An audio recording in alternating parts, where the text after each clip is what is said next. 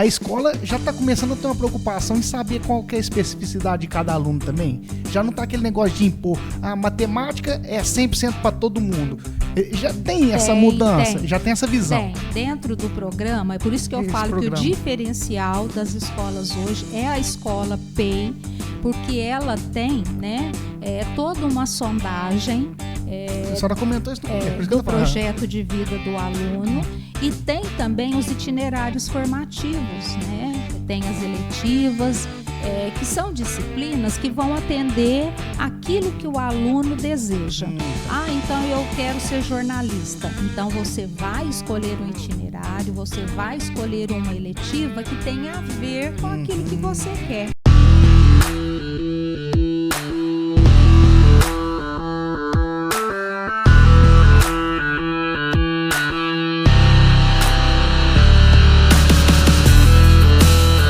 Estamos começando mais um Metamorfose, eu sou o Marcelo, o apresentador que acredita que o ser humano está em plena transformação, nascendo de um novo casulo a cada dia. Hoje é o nosso 21º episódio e é o primeiro episódio da segunda temporada, porque a nossa primeira temporada já vai virar um livro que eu vou colocar tudo aquilo que eu aprendi com os 20 primeiros convidados, e isso vai ser uma trilogia, a gente vai ter 3 temporadas que a gente vai lançar o livro assim, tá bom? E hoje eu vou conversar com ela, que é pedagoga e psicopedagoga, professora há 44 anos, atua na rede estadual de ensino, ela é vice-diretora na Escola de Ensino Integral, o Enoque Garcia Leal, em Guaíra. Eu estou aqui com o maior prazer com a dona Cida Ferreira. Dona Cida, seja bem-vinda ao nosso programa. Marcelo, eu que agradeço a oportunidade de estar aqui, de deixar também, eu espero, alguma contribuição, né? Ainda mais na área que eu sou apaixonada, que é a educação, porque a educação abrange, eu acho que toda a sociedade, todo segmento, nenhum segmento existe, né, sem permear pela educação.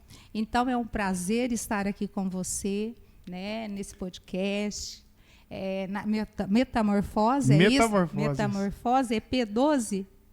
Episódio? É 21. 21. 21, essa é a 21ª. E é um prazer enorme estar com você. Eu espero contribuir, né? E também eu já quero depois deixar já um link, deixar tudo para os meus alunos, para os meus colegas de trabalho. Legal. Tá vendo, ouvindo, né? E deixar também a sua contribuição, a sua participação, porque a gente, quando deixa algo, eu tenho certeza que a gente leva muito, mas também dá oportunidade para que outros possam sugerir, acrescentar, e isso é muito positivo. Perfeito. Dona Cida, esse momento agora é o momento da Vivimar Alimentos, nosso patrocinador, e a gente quer presentear a senhora, viu? Isso é uma forma de agradecimento da tua presença aqui conosco. E eu agradeço muito, viu, Marcelo? Eu já conheço os produtos, sou consumidora. Ai, que bom. Viu? E sei o tanto que é prático para a vida corrida que a gente tem hoje, é só chegar em casa e pôr na airfryer no forno. Pôr na airfryer e já está assim, ó, com o jantar pronto, né? Essa aqui é a coxa desossada recheada. Essa aqui é a coxa sobrecoxa com osso temperada. Nossa, que delícia. Já estou salivando. E essa aqui é o filé de coxa. Isso é tudo para assar. Eu vou guardar aqui, mas a senhora vai levar, tá, dona Cida? Tá certo, obrigada. Eu agradeço, viu? Ô, dona Cida, eu estava vendo aqui a rede estadual que a senhora atua aqui. O que é período integral? Olha, é ensino integral. Ensino integral. A gente chama de PEI. Tá? Tem toda uma proposta inovadora da educação. Eu falo que eu sou uma pessoa privilegiada por Deus, porque todas as etapas, as transformações que a educação teve, né, a partir da década que eu comecei a trabalhar, que foi 80, eu participei, né, de todos os processos inovadores. E esse processo de PEI, né, que é o ensino integral, ele tem toda uma premissa, tem todo um fundamento embasado aí para ofertar uma formação de qualidade. E isso, né, esse PEI, então, ele dá a condição para que o aluno tenha a sua formação, para que ele tenha condições de galgar os seus sonhos, porque a gente trabalha muito com projeto de sonhos, né? Legal. E isso é fundamental na vida de todo ser humano, ele ter o seu projeto de vida, ter aí, né, a sinalização do que ele pretende para a sua vida, porque ninguém pode deixar de sonhar, ninguém pode deixar de ter algo em mente como meta a ser alcançada. E é isso que a escola proporciona, fazer com que esse aluno pense na sua vida, pense na sua formação, pense na qualidade de vida que ele quer alcançar. E a gente trabalha passo a passo nesse programa, né, ajudando, colaborando com os alunos. Que legal. Ô, dona Cida, a senhora começou como professora e a senhora é professora, né? Sim. Mas como que foi o início para a senhora falar assim, eu gosto desse negócio de dar aula? Como que a senhora... Eu acredito que esse sonho de ser professora, ele já nasceu comigo, porque aos 6 anos eu fui matriculada na escola, né? E eu acho até assim legal relembrar essa etapa da minha vida, porque eu me lembro que na época a educação não era para todo mundo, mas eu sou grata a Deus por ter uma família visionária, um pai que acreditava na educação, porque não era para todos, e meu pai me matriculou aos 6 anos. E aos 6 anos de manhã, minha mãe levou eu para a escola e, de repente, meu nome não constava na lista lá do período da manhã. E aquela tristeza de voltar para casa sem ter entrado na escola, quando foi por volta de 10 horas, eu teria que retornar ao meio-dia, eu fugi de casa e fui para a escola. Então, né? Você também tinha um desejo ali? Tinha algo que me esperava lá, com certeza. Que né? legal. E eu sei que isso fez assim, essa busca, essa ânsia, essa motivação de estar no espaço escolar, eu acho que nasceu ali. Então, minha mãe ficou me procurando por horas, de repente eu estava já na porta da escola aguardando o momento de encontrar, porque eu era meio sapeca também, né? Mas eu acho que nasceu dali. Meu pai sempre colocou assim, eu quero que minha filha seja uma professora. Era um sonho que toda a família tinha de ter uma professora na família, né? E Deus acabou abrindo as portas para que eu fosse para esse caminho e chegasse, né, na minha vida adulta como docente, assim, sempre muito motivada, e eu tenho certeza também que inspiradora, porque graças a Deus a gente tem um legado, uma história que muitos entraram para a educação, vieram para a educação por conta do que a gente também fez, né? E eu acho que isso aí é gratidão. E eu sou grata por Deus por ter me dado essa oportunidade de ser docente. Que legal, fazer o que gosta é tudo, né, dona Cida? A senhora falou, o pai da senhora ele foi meio na contramão da maioria dos homens da época, de ter essa consciência de que a educação é o futuro, ainda mais sendo para poucos. O que o pai da senhora fazia? Como que ele via a vida? Porque agora me interessou nisso. Meu pai era muito empreendedor. Meu pai, ele era um lavrador. Ele, na época, tocava roça de meia, né? Pegava a terra de outras pessoas para produzir, para depois ali dividir a produção. E meu pai tinha um armazém, tá? Mas meu pai, ele sempre acreditou muito na educação. A educação não era para todos. Eu me lembro que até o primário, os pais ainda colocavam os filhos, né? Mas dali para o 2º, 3º ano, as pessoas já saíam. Eu achava que era somente ler, escrever e estava bom. E meu pai dizia, não, você vai e vai estudar. Então, eu me lembro que, finalizando a primeira etapa, ali da vila, porque eu sou da periferia, nasci na periferia, sempre em Guaíra, né? Eram poucos que direcionavam para a escola. Já no ginasial, eu me lembro que eram 3 pessoas da onde eu morava que foi para o ginasial.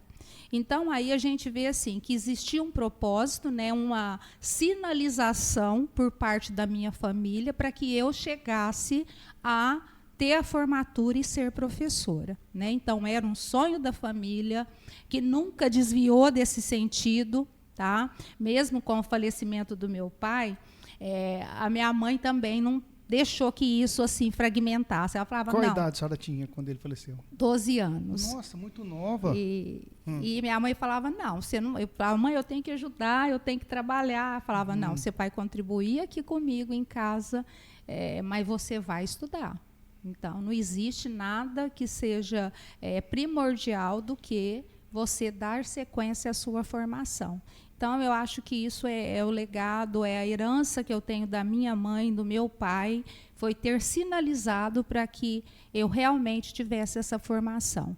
E com isso, Marcelo, eu fui a primeira pessoa da família, tá? Da minha família como um todo, tanto por parte da minha mãe, quanto por parte do meu pai, que chegou a fazer uma faculdade. Fui a primeira, né? Depois de mim, lógico que vieram outros, né? Mas eu falo que eu fui pioneira, né, nesse quesito, por conta desse ideal, dessa visão de vida que tinham os meus pais. Legal. Ô Cida, eu conversei com o Denir aqui esses tempos. Vocês são parentes? Somos. Ele falou para mim que o avô, o seu é por parte de pai ou por parte... Por parte de pai. Do pai dele? Por pai. Então você teve um avô que viveu era quilombo também? Quilombola. Ele veio também da Bahia? Veio também da Bahia. Que coisa, eu não achava... E você aprendeu, seu pai tinha uma visão diferente por conta dessas dificuldades que eles passavam lá? Conseguia passar para vocês assim, alguma coisa? Não? Olha, meu pai era uma pessoa assim, muito trabalhadeira, sabe? Uma pessoa que dedicou ele não chegou a viver opressão, não, assim, na época de... Não, já estava... Não, mas meu pai ele era muito politizado, tanto é que quando eu fui para a escola, no primeiro ano, né? Era na década de 67, 68, ainda a gente estava na ditadura, né? E ele sempre teve essa fala em casa, olha, não se comenta que em casa a gente conversa sobre política, que a gente conversa sobre governo, né? Tinha essa preocupação porque existia toda uma procura, uma tortura, né? Existia isso, por né? parte de perseguição, de buscar famílias que tivesse alguma manifestação política, né? Então a gente sempre teve essa orientação, né, para não se comentar, mas meu pai sempre foi muito partidário, sim, mas de uma política saudável, né, e algo que pudesse valorizar o ser humano. Meu pai tinha um armazém, ele nunca deixou de chegar alguém ali que tivesse alguma necessidade, falar, não, vai para casa que você não tem o dinheiro ou que você não vai levar. Pode levar, eu abro a sua conta, você me paga quando você puder. Às vezes as pessoas trabalhavam para ele na lavoura e depois descontava também esses valores, né? Mas ele sempre foi muito assim, muito visionário, uma pessoa muito inteligente. Eu acho que a gente tem isso na família, né? Tanto por parte do meu pai quanto por parte do meu sogro. Eles sempre foram líderes muito natos, pessoas assim que tinham um acesso, uma facilidade para lidar com a comunidade, né? E isso foi muito gratificante para a gente, porque a minha família, a minha casa sempre foi muito cheio de pessoas, né? De uma diversidade, até de cultura, de vivências, e a gente aprendia muito, né? E as pessoas, né, elas colaboram muito com a vida da gente. Por ser diferente, já há uma colaboração, porque dá uma visão diferenciada para a gente, de outras formas, né? Ô Cida, e a senhora foi para a faculdade, a senhora falou. Fazer qual curso? Olha, eu fui fazer estudos sociais, mas foi até assim, no primeiro momento, eu queria ser psicóloga, né? Prestei o vestibular pela FUVEST, fiquei por 2 pontinhos, porque eu zerei em inglês, né? Não podia zerar, e eu não consegui ir para a universidade pública. E eu tive que fazer uma faculdade, então, particular, mais próxima também, porque a minha mãe também não tinha condições da gente ter que mudar de cidade ou me manter em outra cidade. Então, eu fiz, né, fui para Franca, viajava todos os dias, mas, na época, mesmo o ônibus, transporte, faculdade, era tudo bancado pela família, né? Mas neste período eu já começo a trabalhar também na APAE, porque eu comecei a trabalhar na APAE, eu não era formada ainda, porque não era uma exigência, né? Eles achavam que estava ali mais para o sentido de cuidar, que a educação também teve esse período, né, que era muito mais, principalmente na faixa etária de 6, 7, 8 anos, era muito mais assistencialista, de dar um suporte para a família do que na visão de educar, né? Então, eu comecei a trabalhar na APAE, e este salário que eu recebia na APAE ajudava com que eu pagasse, né, manter, assim, tivesse condições de arcar a parte da faculdade. E a minha mãe, a outra parte, que nunca desistiu de mim, né? Que legal.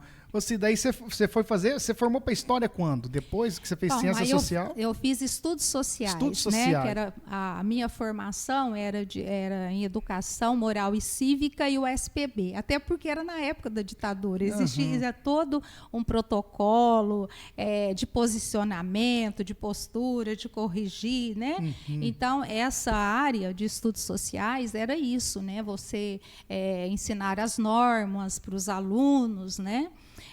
Mas logo isso também caiu, eu formei em Franca em 82, logo depois já teve a necessidade de ter a área específica, aí eu fui fazer história, aí a história eu fiz em Ituverava, né? Que legal. Aí eu fiz a complementação, e daí para cá eu nunca mais parei, né? Porque estudar é uma coisa assim, é gratificante, que a gente sempre quer aprender mais e tem muita coisa mais para aprender, né? E a primeira sala de aula que a senhora foi como professora, quando que foi? Quais foram os alunos, a idade? Da PAI foi em 80, né? Mas era todo um processo de você ensinar limite para o aluno, para ele ter noção espaço-temporal.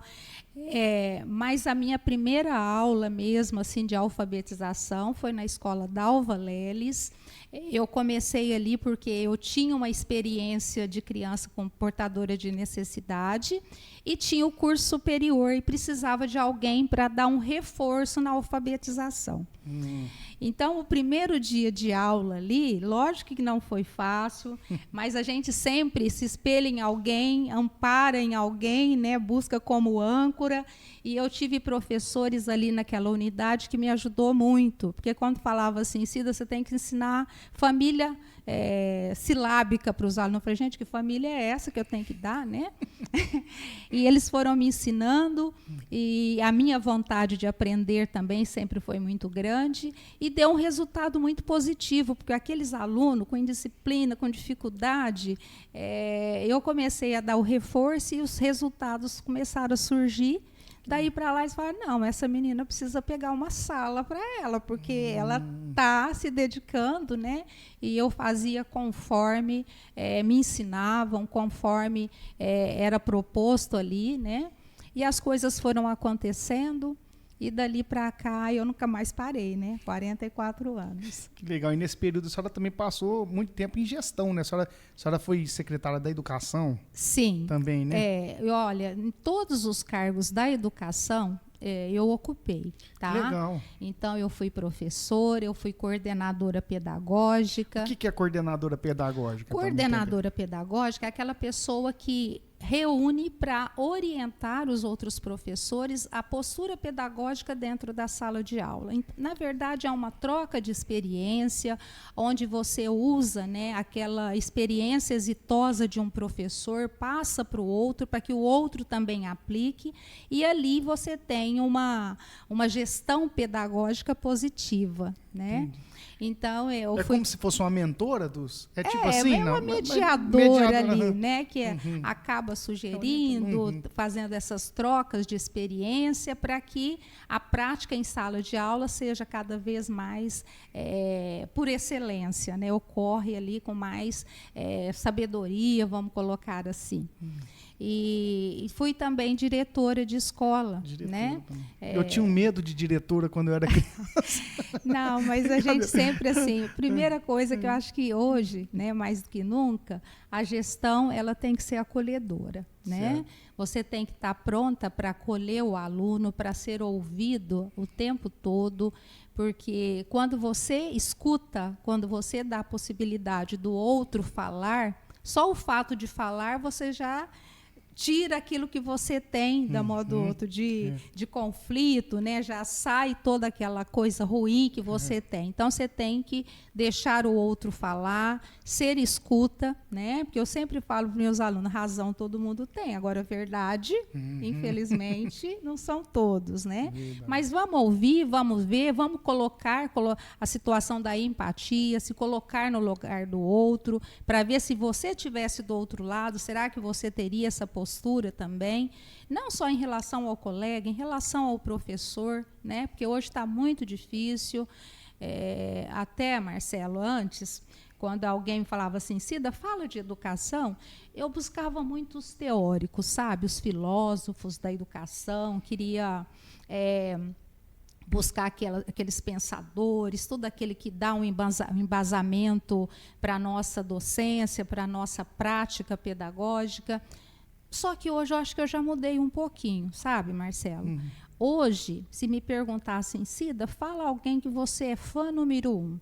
Lógico que a gente não deixa de ter os pensadores que a gente tem como corrente pedagógica da gente. Porém, hoje, a maior valorização eu não coloco nos teóricos, eu coloco em quem está lá fazendo. Porque os executivos. Aquele que está lá com a mão na massa. Por quê, Marcelo? Porque o professor hoje, ele tem que se reinventar. A hora que ele está praticando a sua docência, ele não vai lá pensar que eu vou ter que fazer que nem Piaget ou que nem Vygotsky, eu vou ter que fazer... Não. É ele. E ele ali, ele tem que usar toda a sua sabedoria, ainda mais hoje com as dificuldades que a gente tem de relacionamento, para saber lidar, porque não é meramente o professor chegar e falar, eu vou passar tal conteúdo. O conteúdo vem depois de uma situação de acolhimento. Então, primeiro você acolhe esse aluno, você cria um ambiente, né, propício para que você coloque algo ali que seja, vamos colocar, que vá ao encontro da necessidade do aluno. Porque se o professor não fizer isso, ele não vai dar a sua aula. Né? Então, ele tem que se preparar um clima ali todo muito favorável, um ambiente que realmente seja de motivação, de aprendizado, para depois ele chegar e falar, agora vamos aprender. Né? Você quer aprender matemática? Por quê? Vamos lá. E essa matemática tem que ser prática, ela tem que estar dentro da vivência do aluno. Eu vou ensinar a língua portuguesa. Olha, por quê? Né? Que você vai ter que saber se expressar, saber colocar, para um melhor entendimento, para a melhor proposta de você como cidadão, a hora que você tiver que falar com alguém, que você desejar algo, porque se você não souber falar, nem buscar aquilo que você precisa, você não vai saber. É verdade. Né? Então, existe toda essa vertente, que o professor precisa ter o clima primeiro, né, o ambiente ali muito acolhedor, para depois você poder fazer a sua prática. Então, meu fã número 1 está ali para o professor. Mesmo porque eu fiquei pensando, quando a senhora falou dos filósofos teóricos, né? O tempo deles é totalmente diferente do tempo hoje, né? E eu acho que eles nem imaginavam que a transformação de comportamento, vamos dizer assim. É porque a senhora pegou da década de 80 até hoje, a senhora dentro da educação e nas escolas, a senhora deve ter visto todo essa transformação de mudança, porque a escola na minha época era uma. Eu estou enganado. Hoje é diferente. O comportamento mudou. É totalmente diferente. Viu? A gente vê assim, pela questão da motivação, da valorização da educação, que a sociedade, Marcelo, tem que parar, fazer uma parada e refletir, tá, nessa valorização da educação, a partir da família. A família valorizar a educação do seu filho. Tá? Esse é um momento sagrado. Tá? A gente briga muitas vezes, briga no sentido da palavra de fazer com que a família entenda que o horário da escola ali é um horário sagrado. Aquilo ali não pode ser trocado por nada. E às vezes o pai fala assim, eu quero tirar meu filho daqui do horário escolar para ir ali no centro, para fazer uma compra, fazer não sei o quê, para tomar um sorvete, para ir na pizzaria. Calma, pai. Vamos lá, vamos fazer um planejamento desse horário para que seu filho não perca nenhum momento da vida escolar dele. Ah, mas ele pode aprender de outra forma? Pode, mas o horário ali é sagrado. É diferente quando você tem toda uma diversidade ali de alunos, que um sabe algum assunto, o outro sabe o outro, a interação é maior. E hoje a família não tem tempo para fazer essa interação, então ela tem que valorizar. Ela não tem tempo ou ela não prioriza? Ela não prioriza. A verdade é essa, não priorizar. E às vezes quer o resultado. A gente vê hoje uma crítica muito grande em relação à educação. Fala assim, olha, os alunos hoje eles saem da escola sem saber ler ou escrever, ou não sabem fazer um cálculo. Calma aí, o que eu tenho contribuído para que esse produto chegue lá da forma que você deseja? Eu quero um funcionário que ele saiba fazer as anotações, que ele tenha uma interpretação daquilo que é necessário de um momento, mas se eu não valorizar essa educação e não contribuir com essa educação, eu não vou ter o produto que eu desejo. Então, às vezes, jogar pedra, né? Falar, o professor hoje, na escola é isso. A escola tem as suas fragilidades? Tem, sim. Porém, nós precisamos, como sociedade, contribuir com essa educação. Eu falo que eu quero sair da educação todo ano, mas eu falo, não, ainda tem um pouquinho ainda não está... Preciso contribuir mais. Preciso contribuir mais um pouquinho. Né? Bom. Mas isso é o quê? É o compromisso que a gente tem com a formação desse aluno que está lá. E graças a Deus, Marcelo, a gente começa a falar da educação, se me cortar, eu continuo. Não, viu? pode falar, a gente está aqui, eu quero ouvir, tá muito bom. Eu vou te falar um pouquinho desse programa de ensino integral. Sim. Ele tem um horário diferenciado. Alguns alunos ficam 9 horas na escola, que é a escola de tempo integral de 9, e tem uns que ficam 7 horas. E muitos pais falam assim, mas esse horário é horrível. Onde que eu quero que esteja meu filho? Eu quero que esteja dentro de uma educação. Antes 7 horas dentro de uma escola, do que 4, 5 ali fora, que eu não sei o que está aprendendo, né? A escola ainda é lugar de regras, a escola ainda é um lugar de aprendizado, é de interação, é de vivência, tá? É de empatia, é de conhecimento. Então, há necessidade que essa família entenda esse tempo integral como excelência de formação. E a gente não fala formação só de conhecimento, a gente fala de postura. Porque dentro do programa PEI, ele tem ali até um tutor, um professor que acompanha a vida acadêmica do aluno, que conversa diariamente com esse aluno, que orienta esse aluno, que trabalha esse projeto de vida desse aluno, que ele, eu quero ser jogador, mas você também tem que entender de matemática, você também tem que entender, né, das relações, da comunicação. Você precisa entender de tudo, você precisa entender de química, você precisa entender tudo, tá? Nem se for um conhecimento básico, você precisa de tudo. É verdade. Tá?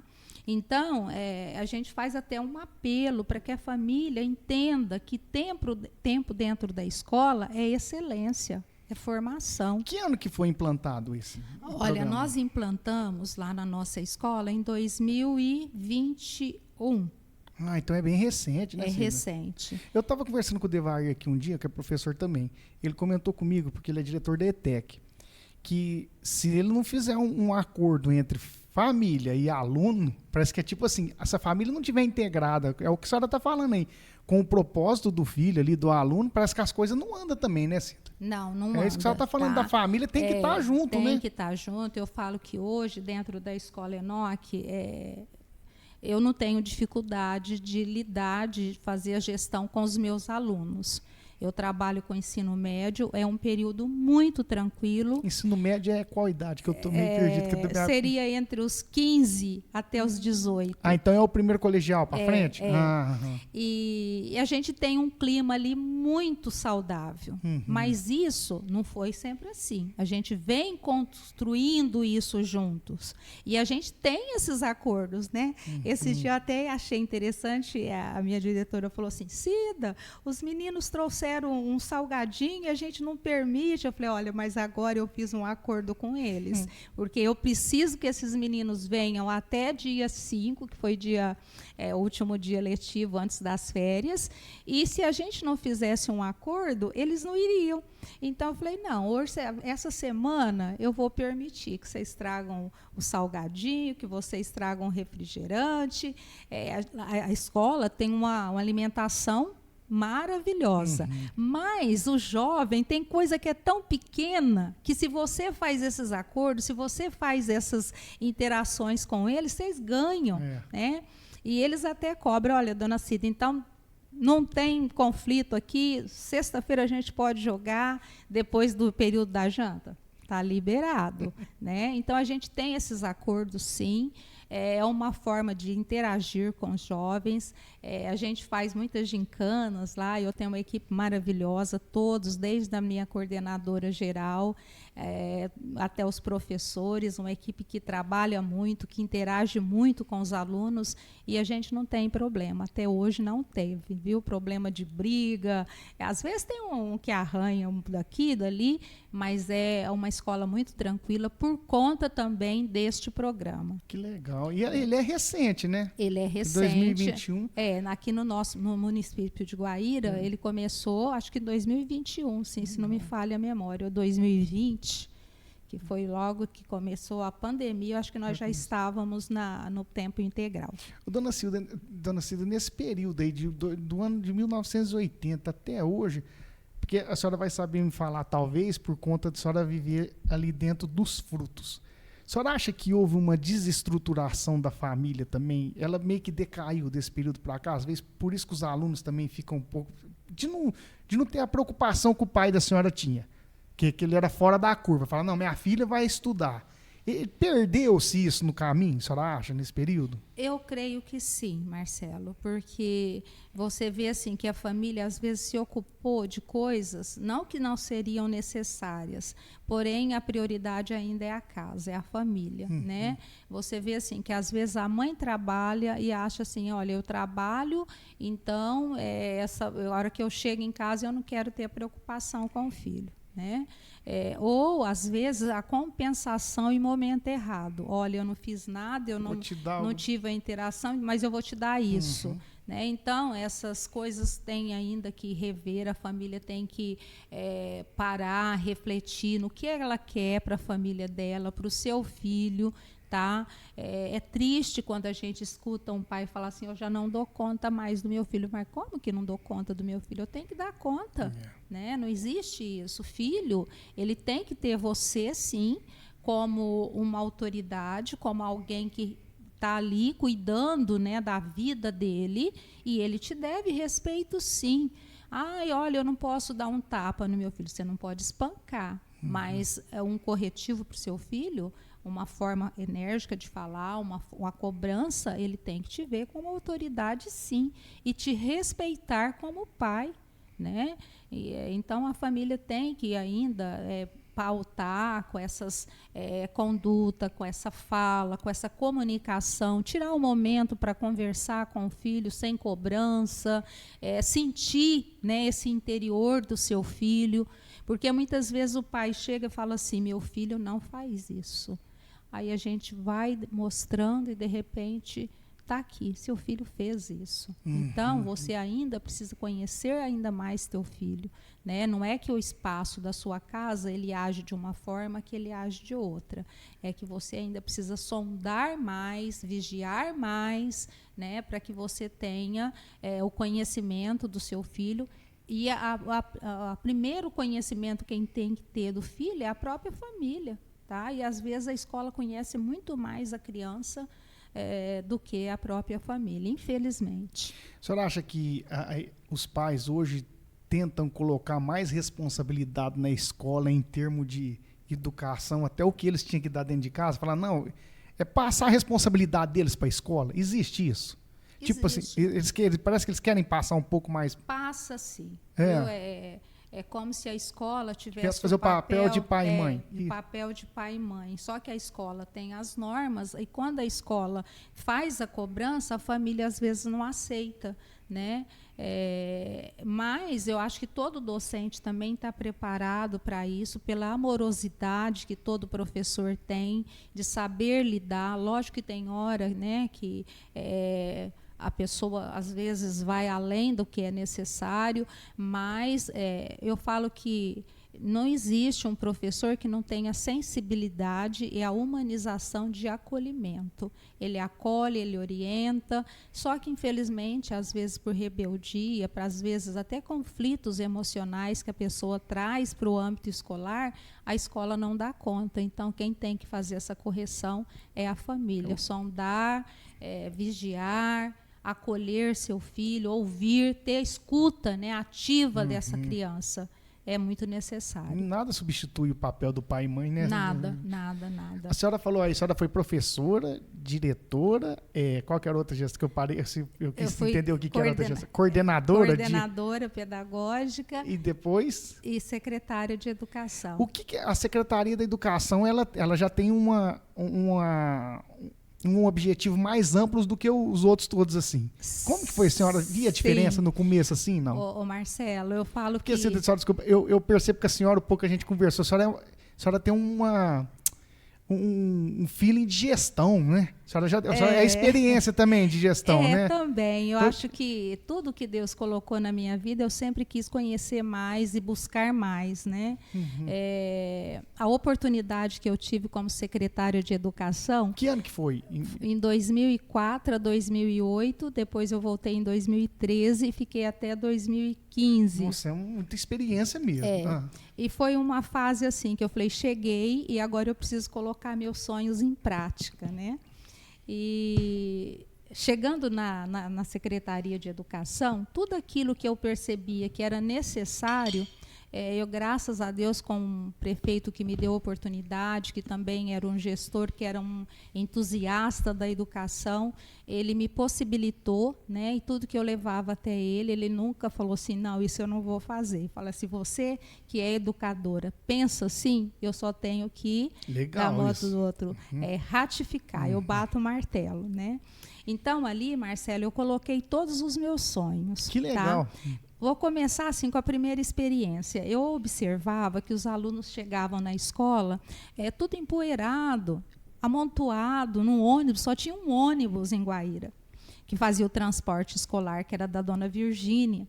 E eu falava, gente, não está certo isso. Esses meninos vêm tudo caindo pela janela. Vinha uns da fazenda, lá do Guaritá, que chegava com a camisa já tudo cheio de terra. Eu falei, não está certo. E eu tinha um contato com um deputado, e eu fazendo uma visita na Assembleia, eu conversei com ele, ele falou assim, Cida, eu vou aqui na Secretaria de Estado, vai distribuir o ônibus, e eu vou te dar um micro-ônibus para Guaíra. Eu falei, não acredito, né? E deu esse ônibus, e eu pensei assim, não, posso corrigir. Fui lá no prefeito, falei, tem muito dinheiro na educação, e nós vamos comprar ônibus. Aí ele pensou, falei, vamos comprar. Fui para Botucatu. Botucatu. Comprei ônibus.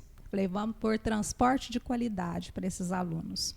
Quando a gente estava falando dessa compra, nós tivemos um contato com uns alunos que eram portadores de necessidades visuais.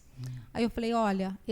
Por que não pensar num ônibus já com adaptação, né, para locomover, cadeirante e tal? Compramos desses 3 ônibus. Em que ano isso? Em 2005. Nossa, acho que foi 2005. Olha só. E com isso nasceu a frota de transporte. Atrás já pensou nisso já. Nasceu a frota do transporte escolar de Guaíra. Que legal.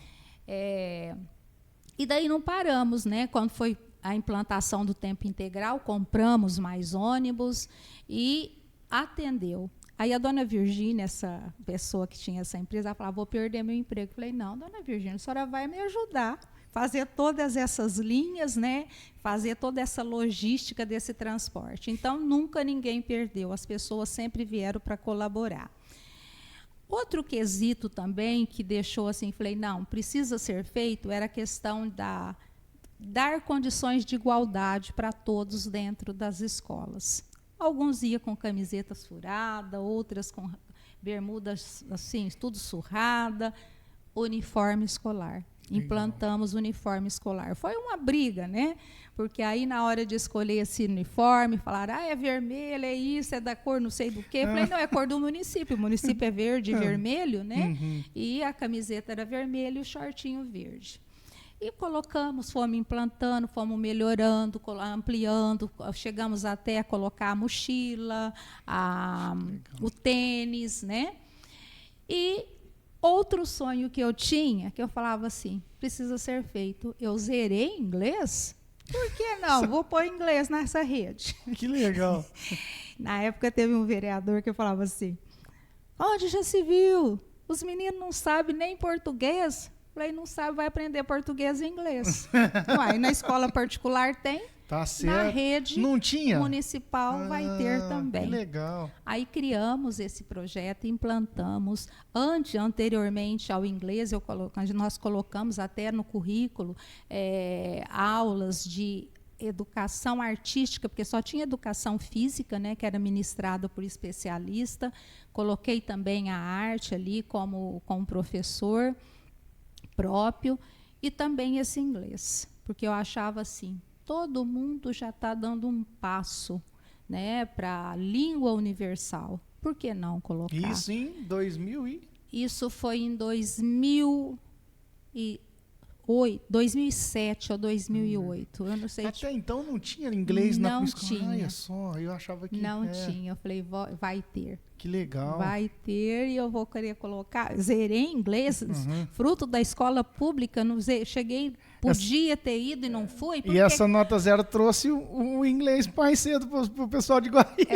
Eu falei, não, vai colocar esse inglês, colocamos. E hoje lá em Guaíra já tem os especialistas, os professores, os nossos alunos que, né, desde a pré-escola já tem esse inglês. Quer dizer, ajuda, né? O mundo fala inglês. Não, tem que, né? É verdade. Você precisa de ter uma língua a mais do que o seu idioma. Até para acessar alguma coisa na internet hoje Não, e você vai no nosso vocabulário, quantas coisas em inglês tem? Você vai ver um manual de qualquer equipamento, né? E então a gente fez isso também dentro de Guaíra. A gente colocou o tempo integral, que era uma proposta de atender esses alunos. O tempo integral entrava em qual idade? Bom, na pré-escola ou na creche já era um atendimento em tempo integral, a não ser que os pais, né, que desejavam a pré-escola em meio período, a gente tinha também na rede. Mas já existia uma proposta, né, a nível não só nacional, como também mundial, dessa educação ser ofertada, vamos colocar, num espaço de tempo maior, dando possibilidade de trabalhar com as habilidades que o aluno já tinha, né, para formar competências nesses alunos. E eu sonhava muito, eu falava, quando tiver a Olimpíada no Brasil, nós já vamos ter alguém daqui que já tenha, né, que já tem essa habilidade, que só precisa ser desenvolvida. Então, na época, a gente criou 23 oficinas, tá? Desde o xadrez, ginástica olímpica, natação. Que legal. Então, nós colocamos isso em algumas escolas, otimizamos espaços dentro de Guaíra que eram ociosos, e reformamos tudo aquilo e colocamos espaços assim muito bem arrumados para todos os alunos, aula de violão, era assim, era um paraíso, né? Esses alunos ficavam por mais de 8 horas dentro das unidades escolares, né? Alguma escola que não tinha esse espaço, a gente colocou em outros espaços que eram ociosos, e a escola Vera Vitale, que era já a escola já proposta para ser tempo integral, que dispunha de todo um espaço já próprio para esse atendimento. Então, nós praticamente, eu falo que Deus foi muito, foi muito presente na minha vida, de ter dado um salto na educação do município de Guaíra. Eu sei que todos que vieram posterior a mim também tem feito um bom trabalho, tem deixado também seu legado, e eu também não deixo de olhar, porque a gente é mãe, é que nem coruja, né? Você está ali, de vez em quando a gente visita as secretarias, mesmo a secretária atual lá de Guaíra, a gente sempre conversa, a gente às vezes fala, orienta, fala o que já foi, o que precisa também, sinaliza, né? Não numa questão de ingestão, mas uma questão assim de proporcionar, né, alguma vivência que a gente enxerga e que também possa contribuir com quem está ali. É uma orientação também, né? Então, Marcelo, foi muito rico assim a minha história dentro da educação. Eu falo assim até com muita emoção de tudo aquilo que a gente conseguiu fazer junto com todos, né? Porque eu não fiz sozinha, eu tinha uma equipe, tinha profissionais maravilhosos, professores maravilhosos, que também buscavam a sua luta, buscavam, né, aquilo que eles sonhavam, e a gente sempre atendeu todos, sempre foi uma gestão de escuta, de ouvir os profissionais também, porque quando você faz uma gestão democrática, você tem condição de levar adiante e fazer que aconteça coisas inovadoras, né? Porque ninguém nasce sabendo de tudo, nem tudo se cria, né? Muitas coisas se copiam, e a gente tem que buscar esse conhecimento e buscar essa troca. Perfeito. E ninguém nasce pronto também, né, dona Cida? Também. A felicidade para Aristóteles é a busca da excelência do ser humano, que a senhora comentou das atividades dos alunos por ser tempo integral. Então, ele fala que o ser humano, quando ele encontra a sua especificidade e põe em prática aquilo que ele nasceu para fazer e se desenvolve cada vez mais e seja eficiente, aquilo que traz felicidade. A escola já está começando a ter uma preocupação em saber qual que é a especificidade de cada aluno também. Já não está aquele negócio de impor, a matemática é 100% para todo mundo. Já tem essa mudança, já tem essa visão. Tem. Dentro do programa, é por isso que eu falo que o diferencial das escolas hoje é a escola PEI, porque ela tem, né, toda uma sondagem a senhora comentou isso no começo, do projeto de vida do aluno, e tem também os itinerários formativos, né? Tem as eletivas, que são disciplinas que vão atender aquilo que o aluno deseja.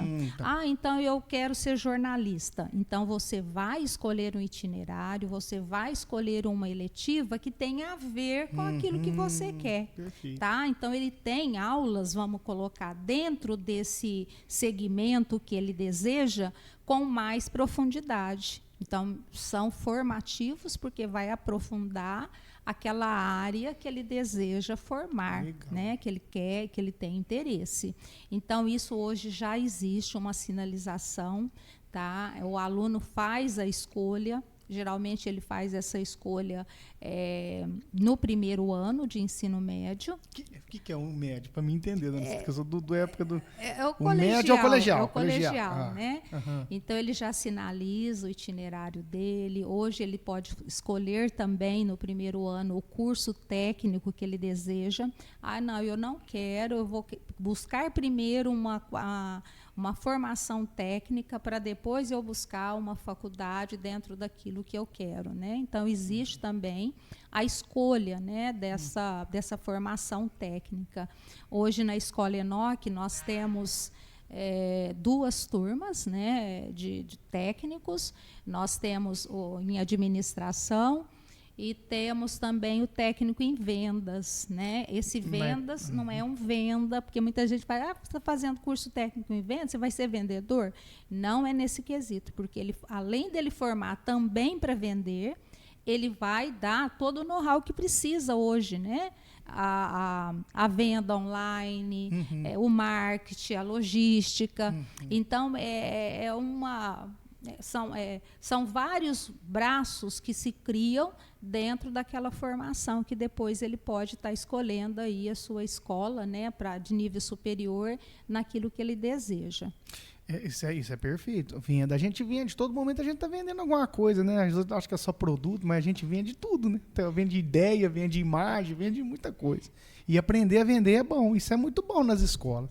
Ô, dona Cida, a senhora começou a falar no início que a gente, os professores também têm aquela obrigação de desenvolver os sonhos nos alunos. A senhora acha que essa molecada de hoje tem sonho? Tá sonhando também, igual antigamente? Olha, nós temos, assim, os alunos que já nascem com aquele ideal, já está ali, já tem o propósito de vida dele, né? Uhum. Mas nós também temos que ensinar a sonhar. Tem que ensinar a sonhar, né? Porque quem não sonha está perdido, né? Então, a gente temos que, nós temos ali que fazer com que esse aluno projete algo que está próximo dele, né? Às vezes, né? E a gente também tem que saber respeitar o posicionamento do aluno, porque às vezes quando você fala de projeto de vida, que é a primeira atividade que se faz dentro do programa PEI, eles falam assim: eu quero comprar um carro. Seu sonho é comprar um carro. Então vamos ver as etapas para se chegar a comprar esse carro. Aí você vai criando mecanismo para que ele fala: opa, meramente comprar um carro, eu não vou ter um carro caindo do céu. Eu preciso fazer algo. Um caminho. Então, eu preciso buscar algo que me dê essa possibilidade. Que legal. Então, você começa a fazer com que esse aluno amadureça esse projeto de vida dele, para que ele chegue lá para alcançar. Eu quero ser rico. Tem muito isso, viu? Que às vezes os meninos falam, alguns colegas até riem, ele colocou que quer ser rico, kkk, né? Mas ele quer ser rico, então vamos lá, qual é essa riqueza? E outra coisa também, Marcelo, que é importante, às vezes a gente fala com o aluno também, fala: olha, você vai buscar o seu projeto profissional, mas isso também tem que te trazer felicidade. Sim. Porque se for algo que vai te trazer amargura, então vamos replanejar tudo isso para que você tenha a sua satisfação. Porque eu sempre falo, e às vezes até meus professores falam: gente, tudo na vida é importante, mas o mais importante é você estar bem e ser feliz. Perfeito. Né? Porque não adianta falar: eu vou ser médico, mas isso está me causando todo um transtorno, está me trazendo uma desorganização. Então, se eu estou mal, como que eu vou cuidar do outro? Então, primeiro eu preciso me amar, primeiro eu preciso estar bem, para depois eu cuidar do outro. Né? Perfeito. Ô, dona Cida, aí quando a senhora entregou a Secretaria da Educação, a senhora voltou a lecionar? Sim, olha, eu trabalhei, né, como professora até 2017 e entrei na gestão na Escola Enoch em 2018 e estou até hoje, né? Mas é muito prazeroso, a educação é algo que a gente assim está sempre bem, porque a gente pega um pouco dessa juventude. Eu acho que eles nos dão um espírito assim de rejuvenescimento, nos traz, né, toda uma situação de estar dentro da atualidade com eles, na vivência, no costume, nos hábitos, nos vocabulários, e a gente está sempre aprendendo, né? Então é muito positivo. Fiquei um período também dentro da Câmara Municipal. A senhora foi vereadora? Fui, né? vereadora um período. Também, verdade. Mas algo da política, assim, eu contribuí, mas agora eu falo assim, eu só vou para contribuir de uma outra forma, né? Dentro de conselhos, dentro de uma formação, mas política partidária, eu acho que não mais, né? Agora o que a gente tem é que ser feliz, contribuir com todo mundo, sugerir, né, enquanto cidadão.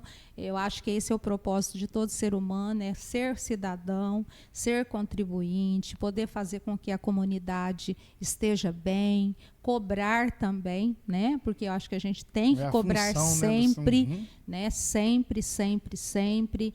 O Brasil é um país muito rico, as cidades brasileiras são ricas em potencial humano, que eu acho que essa é a maior riqueza de um país, são os recursos naturais, são as rochas, não são as matas, são o povo. O povo é o maior contribuinte para que todo local seja melhor, né? A gente quer a nossa casa melhor, então a gente quer o nosso município melhor. Seja um contribuinte, contribui também, faça a sua parte, colabore, faça aquilo que é necessário. A gente está aí, né, dentro de tantas doenças que são adquiridas por falta de cuidados do próprio ser humano, né? Nós tivemos aí essa dengue, tanta coisa que poderia ser evitada por educação. Por educação, né? Então faça a sua parte. Não é demais você cuidar do seu quintal, não é demais você cuidar da sua calçada, da sua frente da sua casa, do seu dia a dia, da sua alimentação saudável, né?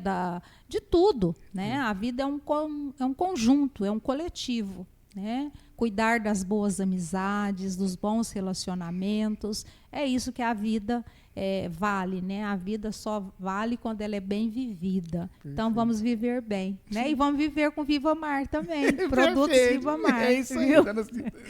Muito bom. Ô, Dona Cida, eu quero agradecer a senhora por esse momento, por esse tempo que nós ganhamos com a sua presença aqui. Muito obrigado mesmo por ter partilhado conosco a história de vida da senhora e ensinamentos, né? Que vai fazer parte da segunda temporada do livro que eu vou escrever também. Que a primeira temporada está acabando, a segunda não vou fazer. Eu agradeço você, viu, Marcela, a oportunidade, bater papo, conversar, é muito gratificante, porque a gente aprende muito. Eu aprendi muito com você, né? Obrigado. Você é uma pessoa assim, muito visionária, uma pessoa futurista, uma pessoa que tem todo o empreendedorismo dentro de você, uma pessoa que enxerga o mundo de uma forma muito bonita, né? A gente sabe da sua religiosidade, do seu carinho que você tem, o cuidado que você tem com a sua família e com as coisas que cercam, né? Que você está ali no contexto. Então, agradecimentos são todos meus, viu? E eu agradeço imensamente a oportunidade de estar aqui. Muito obrigado, a senhora. Dá um abraço no seu Darcy lá também, viu? E toda a família. Gente, muito obrigado a todos vocês por estar conosco até agora. Quem não é inscrito no nosso canal, se inscreve aí. A gente já está quase chegando nos 1000 inscritos, tá bom? Um grande abraço a todos, que Deus abençoe a todos. E até o próximo Metamorfose.